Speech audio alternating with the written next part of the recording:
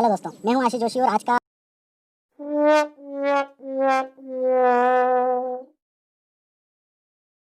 Hello दोस्तों, मैं हूं आशीष जोशी और स्वागत है आपका हमारे यूट्यूब चैनल सेवंथ गियर एजे में। दोस्तों, आज का वीडियो होने वाला है पूरा टायर्स के ऊपर। टायर्स के ऊपर मैं आपको कुछ 10 टिप्स दूंगा जिनसे कि आपकी जो टायर्स की लाइफ है उनको आप कैसे बढ़ा सकते हैं। 4 से 5 कंपनियों के टायर हैं जो कि सक्सेस हैं या जो कि इंडिया में ज़्यादा चलते हैं। इसके अलावा आज हम बात करेंगे टायर्स की केयर आप कैसे रखें, इनकी आप लाइफ को 2 गुना कैसे कर सकते हैं। इसके बारे में आपको आज मैं 10 टिप्स दूंगा। तो आइए शुरू करते हैं आज का वीडियो। तो दोस्तों, अगर हम बात करें इंडिया के हिसाब से, तो इंडिया में 5 से 6 कंपनियां ऐसी हैं जिनके की टायर्स इंडिया में लोग लगवाते हैं और वही कंपनियां ऐसी हैं जो कि सक्सेस हैं या जिनके टायर्स मैक्सिमम गाड़ियों में आपको देखने को मिलेंगे। अगर मैं अपने पर्सनल रिव्यू के हिसाब से अगर आपको बताऊं तो पहले नंबर पे मैं लूँगा अपोलो को। अपोलो के टायर्स रफ एंड टफ होते हैं। सेकंड नंबर पे आप एमआरएफ लगवा सकते हैं आपकी गाड़ियों में। एमआरएफ के टायर्स गांव के हिसाब से या जो गांव के हिसाब से जो रोड्स होती हैं उनके लिए एमआरएफ के टायर सक्सेस होते हैं। इसके बाद अगर मैं बात करूं थोड़ा सा इससे अगर हायर रेंज में जाएँ तो आपको ब्रिजस्टोन मिल सकता है, आपको मिशेलिन मिल सकता है, आपको सीएट मिल सकता है। इन कंपनियों के टायर्स इंडिया में ज़्यादा यूज़ होते हैं और इंडिया के हिसाब से इन्हीं कंपनियों के टायर्स आपको लगवाने चाहिए। तो दोस्तों, मैं ऊपर एक कोई डालूंगा जिससे कि आपको पता चलेगा कि टायर्स की जो साइज़ होती है। जैसे अगर मैं यहाँ पर बात करूँ तो 175/70 R13, इसमें 175 175 mm का इसका जो ये चौड़ाई होता है इसको देखते हैं। 175 के हिसाब से जो इन्होंने दिया हुआ है 175 mm का जो ये साइज़ देते हैं उसका डायमेंशन होता है इसकी चौड़ाई से, उसका चौड़ाई कितना है। उसके बाद यहाँ पर आप देखेंगे 70, इसका मतलब ये होता है कि टायर का जो हाइट होता है ये वाला जो हाइट होता है इसको बताने के लिए यहाँ पे 17 लगाते हैं।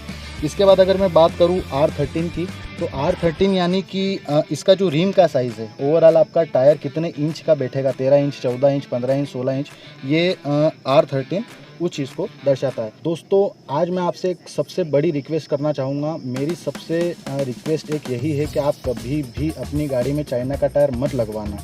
चाइना का टायर आप थोड़ा सा पैसा बचाने के लिए लगवाएंगे, बट उसका आगे चल के आपकी गाड़ी में या आपको बहुत ज़्यादा नुकसान हो सकता है। इसलिए अगर आप मेरी बात माने, मेरी रिक्वेस्ट को अगर माने, तो आप अपनी गाड़ी में कभी भी चाइना का टायर मत डलवाना। आप साइज़ कभी भी अपने टायर्स की जो लोग हैं आजकल मॉडिफिकेशन के थ्रू थोड़ा सा साइज़ को अपनी बढ़ाते हैं, मैं आपको सजेस्ट नहीं करूंगा। आप कभी भी जो कंपनी ने आपको साइज़ दिया है उससे ज़्यादा बड़ा या छोटा टायर अपनी गाड़ी में कभी ना लगवाएं। उससे आपके एवरेज पर बहुत ज़्यादा फ़र्क पड़ेगा। अगर आपके लिए एवरेज मैटर नहीं करता है तो नो डाउट आप उनको लगवा सकते हैं। अगर आपके लिए एवरेज ज़रा सा भी अगर मैटर करता है तो आप अपने टायर का साइज़ कभी भी इंक्रीज़ ना करिएगा। दोस्तों, अगर मेरी गाड़ी में अगर आप देखेंगे तो आपको अपोलो का टायर दिखेगा। मैंने ऐसा नहीं है कि मुझे एमआरएफ या ब्रिजस्टोन या इनसे कोई प्रॉब्लम था। ब्रिजस्टोन और मिशेलिन मैंने जैसा आपको बताया थोड़ा सा इनका रेट हायर रहता है, और एमआरएफ, अपोलो और सीएट का आपको कुछ भी 100-150 रुपये से फ़र्क में आपको आसानी से टायर मिल जाते हैं।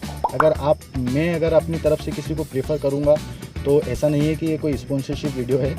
मैंने अपनी गाड़ी में अपोलो लगाया है क्योंकि मुझे अपोलो का थोड़ा सा जो डिज़ाइन है वो काफ़ी अच्छा लगता है, इसलिए मैंने अपनी गाड़ी में अपोलो लगाया है। अगर आप चाहें मेरी तरफ से अगर मैं आपको बताऊं तो आप अपोलो लगवाएं तो ज़्यादा अच्छा रहेगा। दोस्तों, आपने कुछ टायर्स के एड में देखा होगा कि वहाँ पर एक उनका डिस्क्रिप्शन डाला रहता है कि 1 लाख किलोमीटर या 1.5 लाख किलोमीटर। हाँ, अगर टायर्स 1 लाख किलोमीटर भी चलता है, अगर आप उसकी उस तरह से केयर करते हैं या आप उस तरह से सारी सावधानियां बरतेंगे तो आपका, मैं गारंटी लेता हूं कि आपका कोई भी टायर हो, किसी भी कंपनी का हो, मैं उसको 1 लाख चलाकर बता सकता हूं।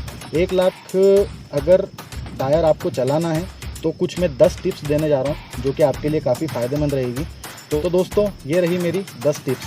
तो दोस्तों, मेरी तरफ से आपको पहला टिप्स ये रहेगा कि आप वीकली अपने गाड़ी की चारों टायर की हवा प्रॉपर चेक करवाएं। ठीक है, कंपनी ने जो आपको डायमेंशन दिया है कि आपको 30 से 35 के बीच में रखना है आगे, या पीछे 28 से 30 के बीच में रखना है, आप उसी हिसाब से हवा भरवाएं। हवा जो भरता है उसके हिसाब से आप अपने मन के हिसाब से या मौसम के हिसाब से आप हवा को ज़रा सा भी कम या ज़्यादा ना करें। कंपनी बहुत सोच समझ के डायमेंशन डिसाइड करती है कि आगे इतनी ही हवा रहनी चाहिए या पीछे इतनी ही हवा रहनी चाहिए, तो आप उसे कभी भी कम ज़्यादा ना करवाएं। जो कंपनी ने डायमेंशन दिया है आप हमेशा उसी डायमेंशन में हवा हमेशा भरवाएं। दोस्तों, तो सेकेंड टिप मेरा आपको ये रहेगा कि आप जब भी अपनी गाड़ी का ब्रेक लगाते हैं तो आप ब्रेक हमेशा धीरे लगाएं। जब भी आपका टायर स्किड होता है उस समय पंचर होने का बहुत ज़्यादा संभावना रहती है, इसलिए आपसे निवेदन है कि आप जब भी ब्रेक लगाएं ब्रेक आराम से ही लगाएं। कभी भी स्पीड में अगर गाड़ी आपकी है, इमरजेंसी में अगर होता है तो चलेगा, लेकिन आपकी गाड़ी जब भी अगर स्पीड में है तो आप उसको स्किड करने के हिसाब से या ब्रेक उतना ही लगाएं जब तक कि टायर आपका स्लिप ना मारे। तो दोस्तों, मेरी तरफ से आपको तीसरा टिप्स ये रहेगा कि आप जब भी गाड़ी में हवा भरवाते हैं, जब आप नॉर्मल अगर हवा भरवा रहे हैं तो आप कंटिन्यू नॉर्मली हवा भरवाएं। अगर आपको लगता है कि नहीं आपको नाइट्रोजन अच्छा है या आपके हिसाब से नाइट्रोजन को आप बेहतर मानते हैं तो आप हमेशा फिर कंटिन्यू नाइट्रोजन ही भरवाएं। ऐसा नहीं कि कभी आपने नॉर्मल हवा भरवा ली, किसी टायर में आपने नॉर्मल करवा ली, किसी में आप नाइट्रोजन कराएंगे, उससे थोड़ा बहुत कहीं ना कहीं टायर को नुकसान पहुँचता है। कि गाड़ी अगर लंबे समय के लिए कहीं पर खड़ी होती है तो आप वीकली उसको थोड़ा सा आगे या पीछे कर लें। जब आपका टायर एक तरह जगह पर पड़ा रहता है तो उससे आपके टायर में एक लेग आने की संभावना होती है, या वो जगह जो रहती है टायर की वो थोड़ा सा नरम पड़ जाता है, जिसकी वजह से आपके जब टायर चलते हैं तो उसमें आपको कहीं ना कहीं एक थोड़ा सा लेग पता चलता है। इसलिए आप सप्ताह भर में एक बार कम से कम अपनी गाड़ी को थोड़ा सा आगे या पीछे कर लें।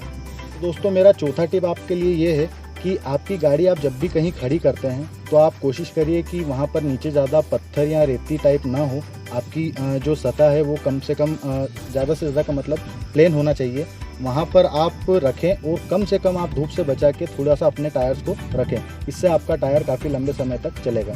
तो दोस्तों, मेरा पांचवा टिप आपको ये है कि आप अपनी गाड़ी की स्पीड हमेशा 50-60 से लेकर 80 तक रखें, 80 या मैक्सिमम 85।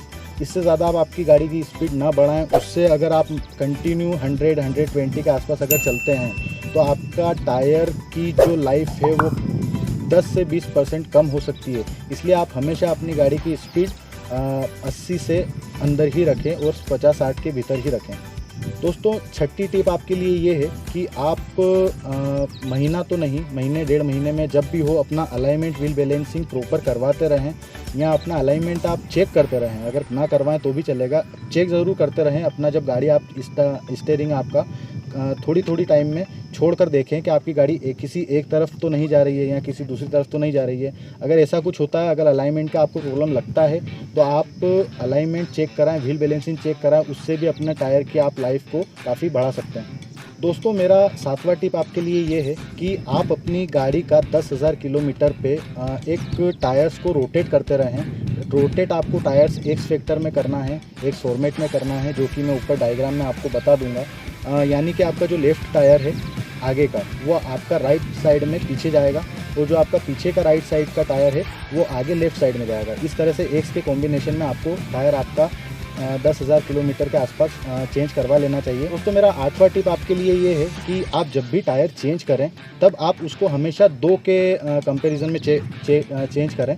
उससे ये होगा कि आपका कोई भी एक टायर पे कभी भी दबाव ज़्यादा ना आएगा और ना ही आपकी बैलेंसिंग अलाइनमेंट हमेशा बिगड़ेंगे। उससे ये होगा कि आपका जब भी टायर आप चेंज करते हैं तो हमेशा 2 के उसमें चेंज करें, जिससे कि आगे आपका टायर हमेशा मान लीजिए अगर 60% है तो दोनों टायर आपके आगे 60% ही चलने चाहिए। अगर पीछे 80% है तो आपके दोनों टायर पीछे 80% पे ही होने चाहिए। अगर आप चेंज कर रहे हैं तो या तो आप दोनों आगे के टायर्स बदलिए या दोनों आप पीछे के टायर्स बदलिए, कोई भी एक टायर आप कभी भी चेंज ना करें। तो दोस्तों, 9वां मेरा टिप आपको ये रहेगा कि कुछ लोग क्या करते हैं, लुकिंग के चक्कर में, लुक बढ़ाने के चक्कर में अपनी टायर्स पे कुछ साइड में इस जगह पर पेंट कर लेते हैं। वो पेंट कहीं ना कहीं आपके टायर्स को नुकसान पहुंचाता है। आप चाहें तो कुछ मॉडिफाइड स्टिकर्स आते हैं वो आप लगा सकते हैं। आप पेंट किसी भी तरह का टायर्स पे ना लगाएं। तो दोस्तों, 10वां और आखिरी टिप मेरा आपको ये रहेगा, जब आपकी गाड़ी किसी विलेज एरिया में चलती है जहाँ पर रोड कच्चा है या रोड ही नहीं है, तो वहाँ पर आपको आपकी गाड़ी की स्पीड मेंटेन रखनी पड़ेगी या आपकी गाड़ी की स्पीड आपको कम रखनी पड़ेगी, जिससे कि कोई भी बड़ा पत्थर या कोई भी बड़ा पंचर होने की आपकी गाड़ी में संभावना कम रहेगी, जिससे कि आपकी गाड़ी की लाइफ या गाड़ी की टायर की लाइफ आपकी ज़्यादा से ज़्यादा बनी रहेगी। तो दोस्तों, अभी तक अगर आपने मेरे चैनल को सब्सक्राइब नहीं किया है तो आप प्लीज़ उसे सब्सक्राइब कर लें। अगर मेरा ये वीडियो आपको अच्छा लगा हो तो आप उसे लाइक करें, शेयर करें, कमेंट करें। अगले वीडियो आपके सामने जल्द से जल्द मैं लाऊंगा। तो दोस्तों जल्दी मिलते हैं अगले वीडियो में। Thank you.